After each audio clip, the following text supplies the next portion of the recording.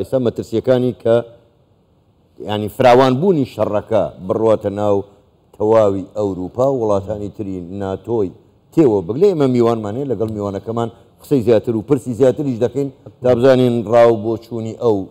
شرۆڤەکانی ئەو چییە؟ پشتی دروستبوونا ڤاگنەرێ و یاخیبوونا ڤاگنەرێژ زێدەتر فۆکسا جیهانی جارێکاتی کەفتە سەر شەڕ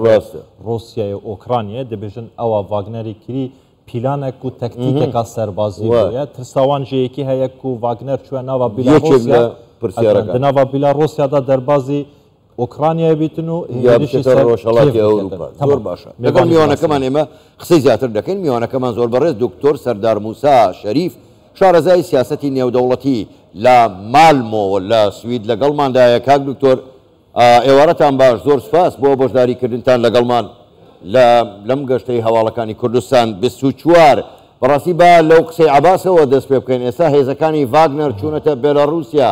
لەسەر سنووری ڕۆژهەڵاتی ئەوروپان کە ئەندامانی ناتۆن لە هەمان کاتدا تا چەند ئەگەری جەنگ یا شەڕ لەگەڵ وڵاتانی تری ئەوروپایی و ئەندامی ناتۆ لە ئارادایە و ئەگەرەکان چین؟ زۆر سپاس کاکارت لەڕاستیدا ئەوەی کە ئێستا هەیە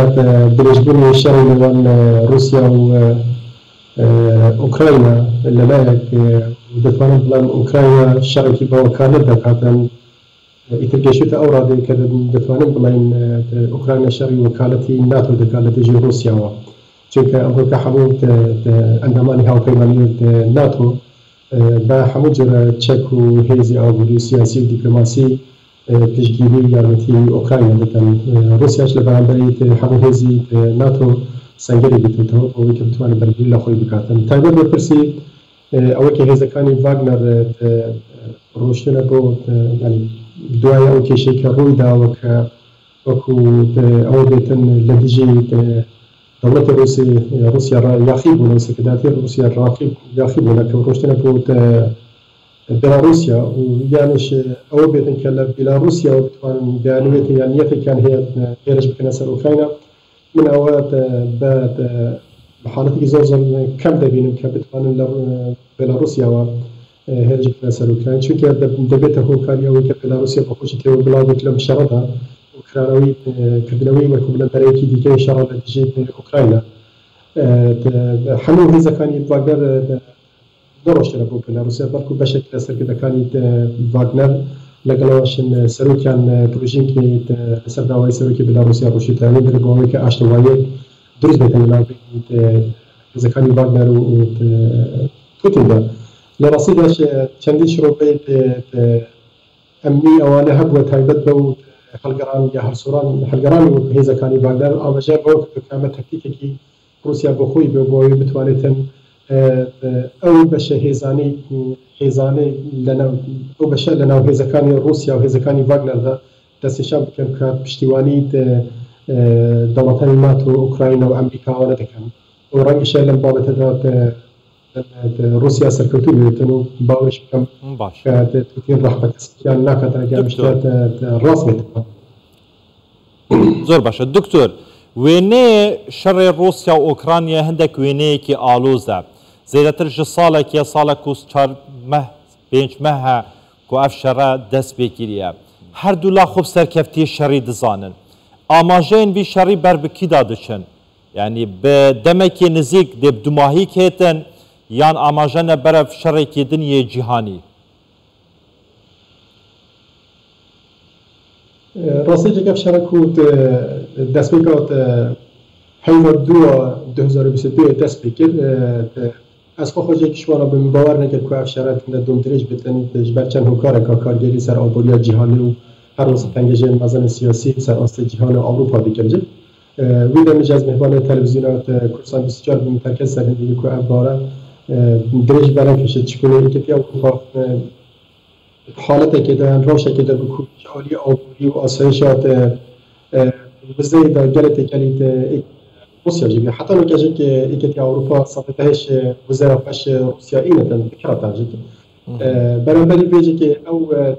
شۆیان ئەو بلۆقیان ئابووری و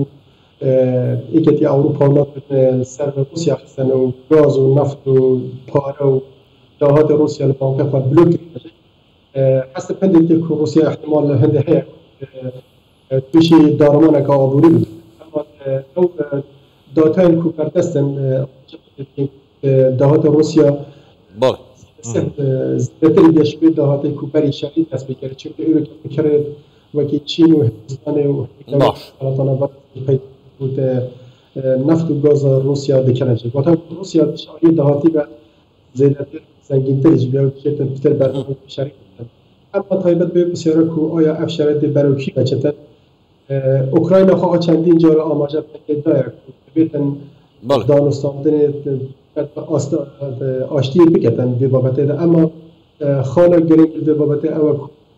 امریکا و اروپا یعنی امریکا و گوشار مازن سر اوکراین سکرداتی اوکراین جلسکی دیگن کو نابتن آشتی روسیا بده حتی رگ چهار سرکا سیاسی پیدا میشه بکن رگ چهار سیاسی گرینده هنده یک بیانات کنگره پارسال بیشتره هیوا 6 پارسال کومبینا ناتو یا مادریدیه و گرینده وی کومبینا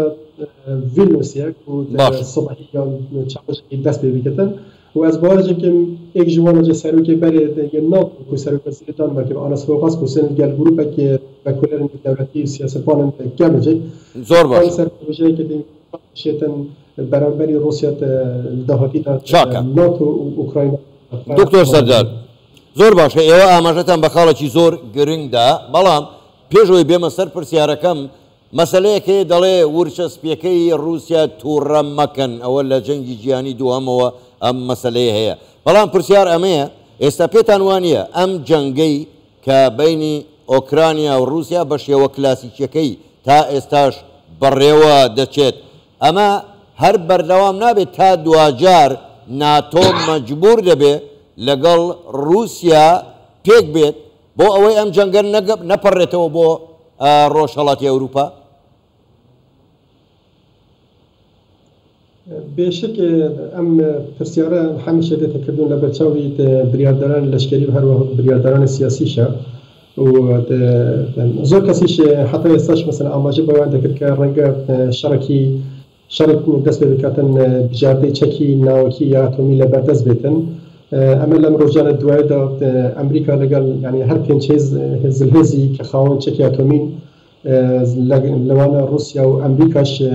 بەشداری کۆبوونەوەیەکیان کردووە کە بتوانن ڕێگر بن لەوەی کە شەڕێکی ناوەکی ینی بەکارهێنانی چەکی ناوەکی لە شەڕی لە تەنگەژەی ئوکراین و رووسیادا ببێتە ڕاستیەک واتە هەموو سەرکردەکانی سیاسی جیهان خۆیان لە بابەتە دوور دەخەنەوە ڕەنگە مەسەلەن ئەعلام و ڕاگەاندن ئاماژە بۆ بابەتە بکاتن و یاخود بۆ ئەوەی کە مەترسیەک دروست بکرێتن ئەم وتارە هەبێتن بەڵام ئەمە حتا ئێستا نەبووتە بابەتێک کە بژاردەیەک بێتن لە بەردەستی سەرکردەکانی سیاسی جیهان بۆ ئەوەی دیکەش ئەوەیە فاکتەرێکی سیاسی هەیە حتا ئێستا مەسەلەن ئەمریکا و ناتۆ وڵاتانی ئەوروپا ئەو بریاریان نەداوە کە دەبێت ئەو شەڕێکی ئێستا لەگەڵ رووسیا هەیە ئوکراینە لەگەڵ رووسیا دەکاتن